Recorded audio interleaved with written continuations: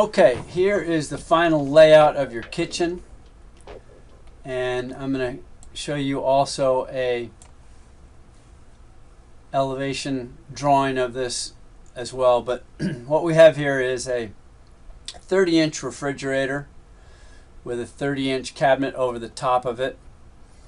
We have a 24-inch base cabinet here, and then we have a 28-inch sink cabinet here.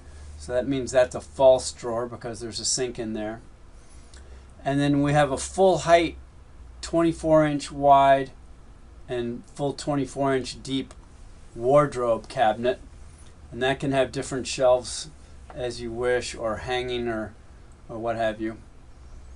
Up top we have, starting from the left, 30-inch cabinet, and then we have a 32-inch cabinet with space for the microwave slash whatever it is, and then a 19-inch cabinet right here.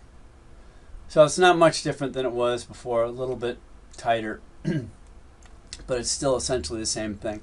You'll see I've also started working on the electric, so I put 2 outlets here on the countertop. Those have to be GFI outlets, and they can't be over the sink.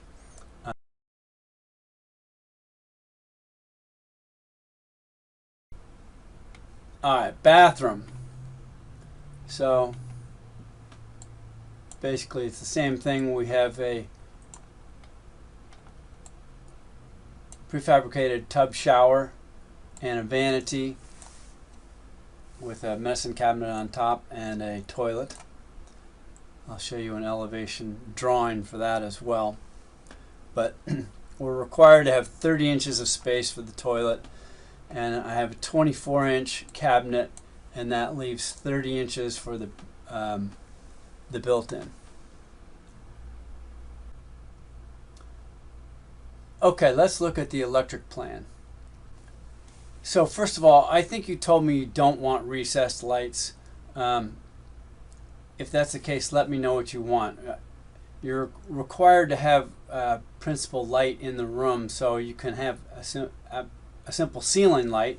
If it's mounted up on the ceiling, it would probably have to be pretty powerful to light the whole place. Maybe a hanging light is better.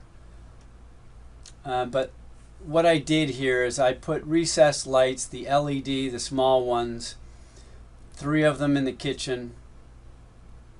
Maybe there could be a 4th one there. I put 3 of them in the bathroom, and an exhaust fan, also required by code. Some people like to have a sconce light on the side of the mirror. I don't know how far you want to go with this kind of stuff. But I have switches for the bathroom here. Switches as you come into from the outside right here for the ceiling lights. And then we would have a switch over here as well. We need a outlet for the TV. As you can see, I put 1 outlet on this wall, 2 on this wall, 1 on this wall, and I repeated it in the garage. Actually, slide those over a little bit. I added 2 recessed lights here in the garage up on the ceiling, but with the door there, that's probably not going to make any sense. As a matter of fact, I'm taking those out. Maybe you want to have a fluorescent light mounted on the wall. I'm not sure how we're going to deal with the garage door, or what kind of garage door you're going to have, but you may want to think about lights for that. And then coming down the hallway, we could have some recessed lights or fluorescent lights or whatever you want. I believe you have a hot water heater here.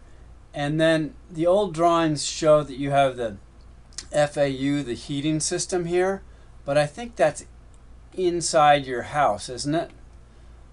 So let me know. Right now I have hot water heater, heating system, washer, dryer. I'm showing these a little bit more squashed than they actually are because the code will require that we have a 3-foot hallway. And then we have our fridge down here. Some of this electric may already be done, but they'll probably want me to show it on this plan anyway. We have an exterior light and an exterior outlet as required by code. And then I don't want to show lights up on the loft area because it will make it look like a living space, but we can have the electrician pop those in. I've also got smoke detectors required on either side of the door, smoke / CO2 now. And I think that pretty much covers. Well, of course, we'll have outlet for the refrigerator and the microwave.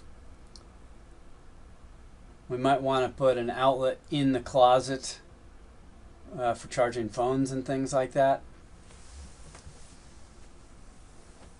We can have an online conference if you want to talk about it that way. Or let me know. Thanks.